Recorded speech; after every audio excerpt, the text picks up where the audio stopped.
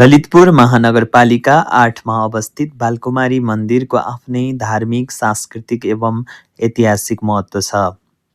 Pagoda शैलीमा निर्माण भएको यस मन्दिर नेपाल सम्वत 742मा सिद्धि नरसिंह मल्लको पालामा एक तले थियो।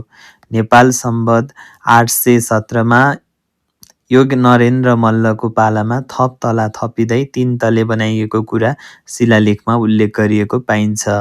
यस मन्दिरमा प्रत्येक वर्ष मङ्सिर पूर्णिमा र चैत पूर्णिमाका दिन विशेष जात्रा लाग्ने गर्दछ, जसले स्थानीय संस्कृति, परम्परा र धार्मिक आस्थालाई जीवन्त बनाउँदै आएको छ।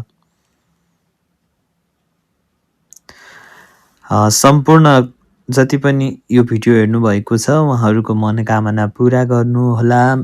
हाम्रो बालकुमारी माताले सबैको जय जय होस्। यहाँहरूलाई यो भिडियो के कस्तो लाग्यो कृपया कमेन्ट गर्नुहोला र सक्दो सेयर गर्नुहोला। हस्, धन्यवाद, नमस्ते।